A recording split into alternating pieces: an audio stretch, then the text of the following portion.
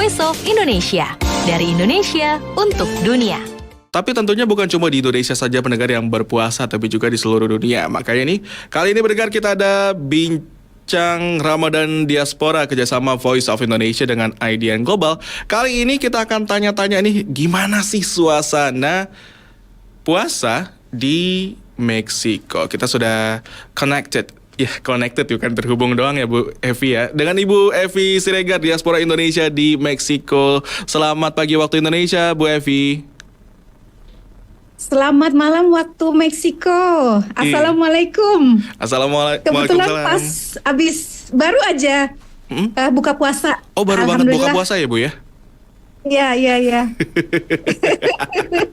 Sebenarnya sih saya mau langsung tanya ini takjilnya apa, tapi kita tunda dulu ya pertanyaan soal takjilnya. Kasih agak terakhir dulu. Nah, Bu Evi, boleh tahu dong Bu Evi udah berapa lama di Meksiko? Saya tahun ini akan 26 tahun di Meksiko. Wah, 26 tahun ya? City tepatnya. Dari 1996 ya Bu ya? 1997. Iya. Oke, jadi udah lama September banget ya. nanti saya 26 tahun. Nggak ada perayaan kan Bu ya? Ya mudah-mudahan sih. Pengennya. Iya. Bener, tapi setiap tahun biasanya saya merayakan. Jadi insya Allah bisa juga merayakan. Oke. Dan Ibu Evi, kalau boleh tahu nih Bu, kulik-kulik dikit ya Bu ya. Tanpa mendobrak privasi Bu Evi ini. Kalau boleh tahu Bu, di Meksiko aktivitasnya apa? Saya dosen, saya mengajar di Pusat Studi Asia dan Afrika untuk jurusan Asia Tenggara. Oke. Dan di sana ada pelajaran, ada mata kuliah bahasa Indonesia. Jadi dulu saya di-hire, dikontrak oleh El Colegio de México, nama universitasnya, untuk mengajarkan bahasa Indonesia karena mereka memutuskan untuk mengajarkan bahasa Indonesia untuk program kami di sini. Gitu. Oke, saya baru tahu loh Bu ada program bahasa Indonesia. Saya tahunya kan yang paling sering kedengeran ya itu kan di Australia ya. Ternyata sampai di Meksiko juga ada pelajaran bahasa Indonesia ya Bu ya? Hebat mereka ya. Jadi gini, sebetulnya bukan dia bagian dari mata kuliah di pusat studi untuk spesialisasi Asia Tenggara.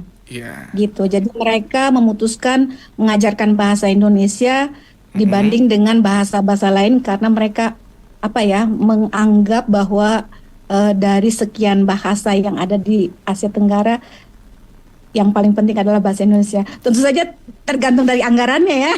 Anggarannya cukup untuk satu. Tapi itu berarti pemerintah, artinya orang Meksiko berpikir bahwa bahasa Indonesia itu sangat penting. Itu yang membuat saya terkejut pertama, terus kemudian tertarik, dan setelah tiba di sini ada banyak hal gitu, bukan hanya mengajarkan bahasa Indonesia tapi juga banyak hal lah gitu yang bisa dikembangkan. Dan bicara soal kejutan Bu, saat pertama kali puasa di Meksiko, bedanya dengan di Indonesia, gimana kesannya saat itu? Waktu pertama kali ya? Iya betul. Nangis. Kok nangis Bu? Gimana? Saya nangis karena gini, buat saya pribadi gitu ya, kalau bulan puasa tuh bulan yang paling indah buat saya. Kenapa? Satu, banyak makanan di rumah ya.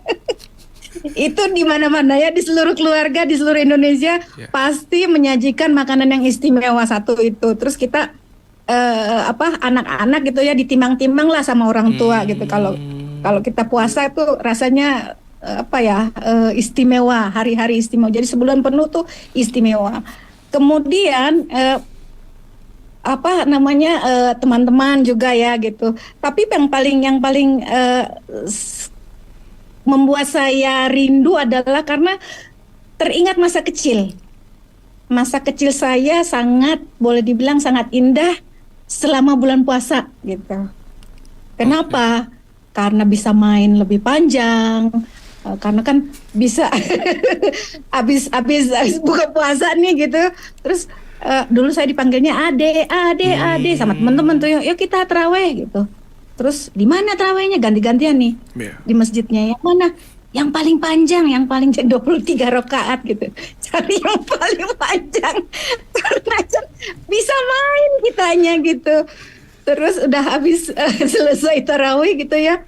Jalan kaki gitu ya, semakin panjang jalannya semakin seneng. Jadi indah. Itulah kenangan bulan puasa di Indonesia. Jadi waktu pertama kali tiba di sini,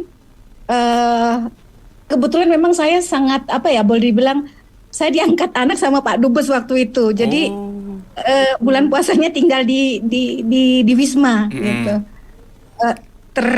Semuanya ada gitu masakan Indonesia, tapi suasananya yang nggak ada.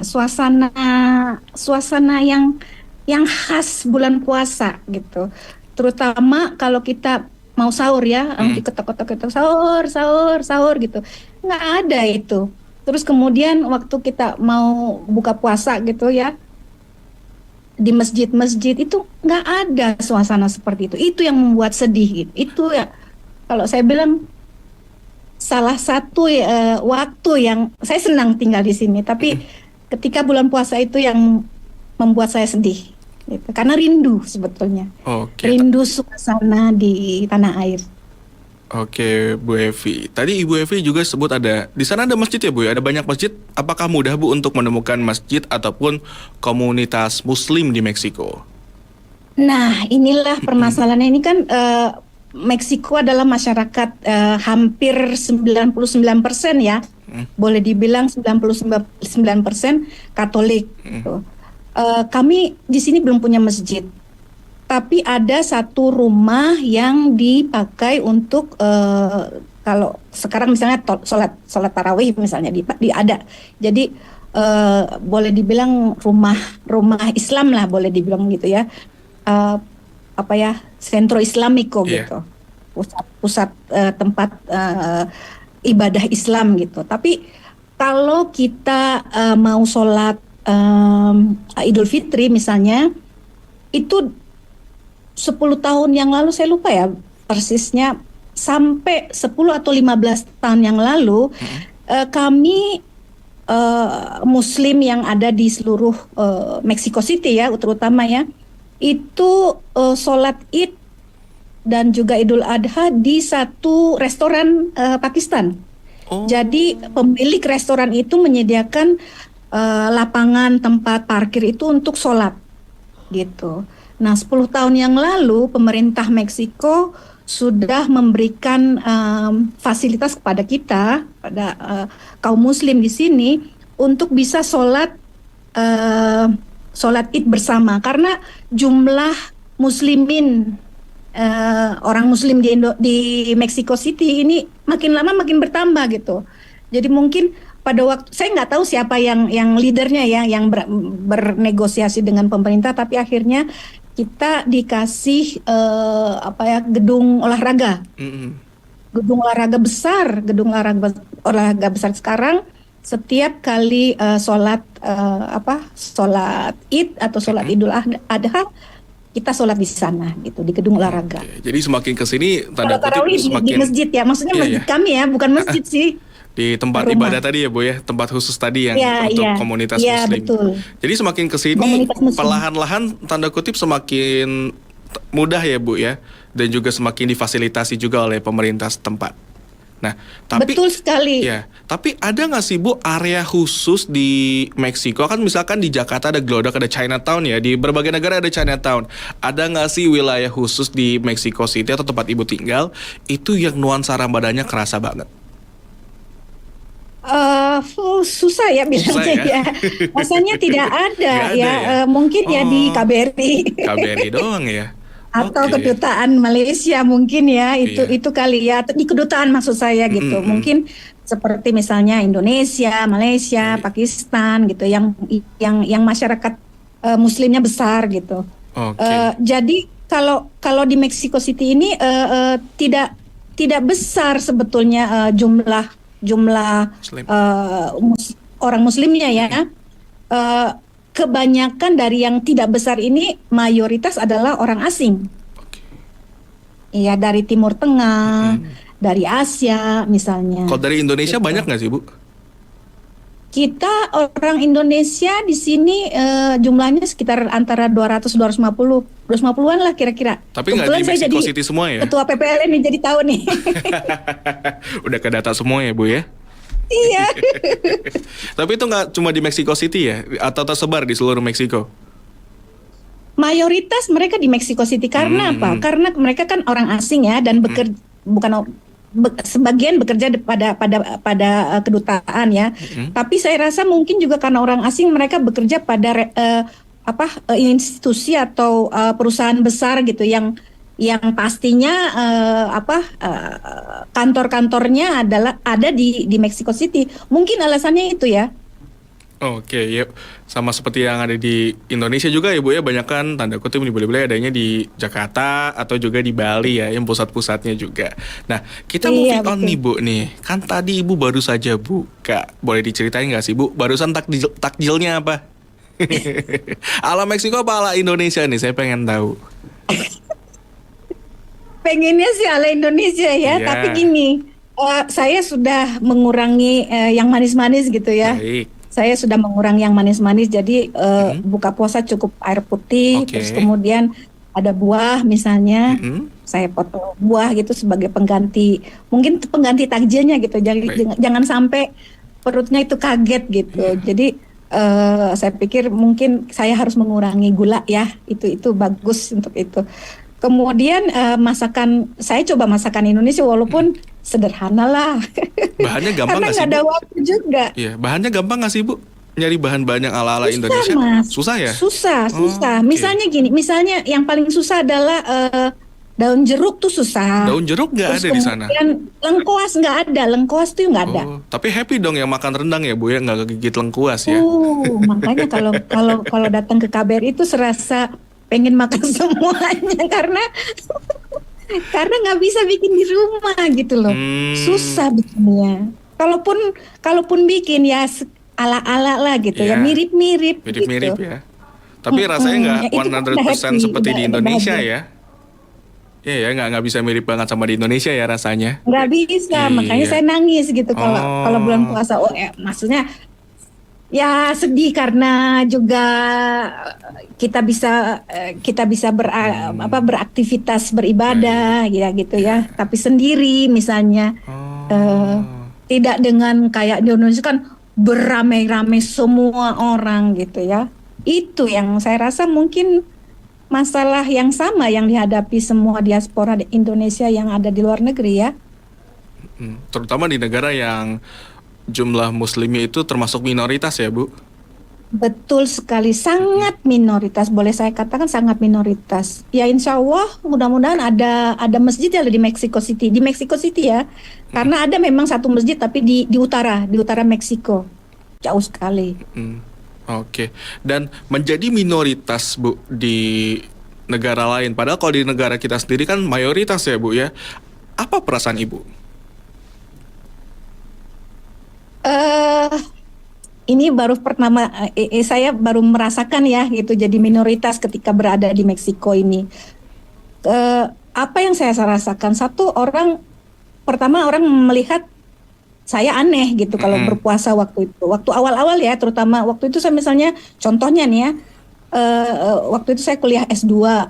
Terus saya lagi bimbingan dengan profesor saya. Terus dia lihat pucat, mungkin ya, kamu kenapa gitu? Oh saya puasa, saya lemes sekali gitu. Kirain capek bimbingan Bu ya. Gitu ya. Makan, bukan, ini adalah ya ritual kami sebagai yang beragama Muslim, dan saya ceritakan, oh seperti itu ya gitu. Tapi kalau saya lihat reaksi mereka itu sangat positif, mereka sangat kagum gitu. Kok bisa ya gitu puasa sampai 13-14 jam atau mungkin lebih pada musim panas biasanya agak panjang ya. Itu kok bisa kamu nggak sakit katanya gitu. Enggak apa-apa ya, mungkin lemes aja, tapi sesudah itu juga kalau siang-siang ya lemes lah gitu. Tapi kalau nanti semalam udah seger lagi, saya bilang gitu. Oh yang benar ya, oh begitu. Jadi mereka antusias gitu, mengenal budaya baru bagi mereka, karena tidak semua orang Meksiko itu tahu tentang bulan Ramadan, bulan puasa gitu. Oke, tapi senang banget ya Bu ya dapat respon positif nih dari mereka yang nggak tahu Ibu apa yang Ibu perbuat, tapi responnya positif dan juga suportif ya Bu ya di sana. Suportif, sangat sangat menghormati. Itu yang saya rasakan, sehingga ketika menjadi minoritas saya tidak merasa terkucil gitu, tidak merasa ada diskriminasi, bahkan sebaliknya bahwa mereka itu sangat oh iya iya iya bulan puasa jadi mereka antusias gitu mau membantu, menghormati orang berpuasa gitu, dan itu membuat kita senang ya. Wow, Jawaban atau reaksi orang seperti itu kan membuat kita senang ya. Jadi ya itulah yang harus kita lakukan juga kepada orang minoritas kalau kita di Indonesia ya. Oke, same thing ya Bu ya. Jadi kita harus bayangkan dulu nih, kita jadi minoritas itu seperti apa juga ya Bu ya. Bayangkan kalau kita jadi minoritas di luar negeri, dan dari situ kita juga harus treat the minority di Indonesia juga dengan baik ya Bu ya. Betul, betul sekali. Jadi kita merasa menjadi manusia ketika kita dihargai, kita merasa menjadi manusia dan bahagia. Itu adalah perasaan yang nggak bisa kita bohongi ya. Kita bahagia mendapat respon yang positif, mendapat kehormatan gitu ya. Rasa bahkan mereka kadang membantu gitu. Oh kamu ayo puasa gitu ya. Kita jangan makan. Jadi respon mereka itu sangat sportif lah boleh dibilang. Iya. Ini jadi apa ya? Kebayang banget nih Bu, ibu yang berpuasa tapi mereka juga memastikan bahwa nuansa puasa itu juga hadir bagi Ibu Evi yang sedang berpuasa. Ini cerita yang inspiratif banget nih Bu Evi bagi kita semua, khususnya pendengar Voice of Indonesia yang ada di luar negeri juga pasti punya pengalaman mirip-mirip ya sama Ibu Evi. Nah, terakhir Bu Evi, apa nih pesan Ibu Evi bagi pendengar Voice of Indonesia untuk bulan Ramadan ini? Saya berdoa bersama-sama, kita bersama-sama mudah-mudahan insya Allah kita bisa menunaikan ibadah puasa ini dengan sebaik-baiknya. Dan ini adalah puasa waktunya kita bersosialisasi gitu. Saya pikir diaspora di Indonesia yang ada di segala negara di seluruh dunia ini ada baiknya juga mempromosikan kebudayaan Indonesia lewat puasa begitu, sehingga kita juga menjalankan puasanya dengan gembira. Orang juga bisa melihat budaya berpuasa kita dengan positif juga. Itu. Terima kasih. Oke, terima kasih Ibu Evi sudah gabung sama kami. Ini bentar lagi mau sholat Isya ya Bu ya? Ya masih makan kedua. Makan kedua. Ya, baru makan sedikit soalnya. Baru nanti sholat Isya. Iya. Oke deh Ibu Evi, selamat having second dinner atau makan malam kedua. Dan sehat-sehat terus ya Bu ya. Dan selamat menjalankan ibadah puasa.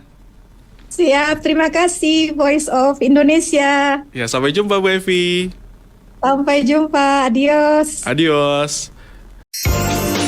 Voice of Indonesia, dari Indonesia untuk dunia.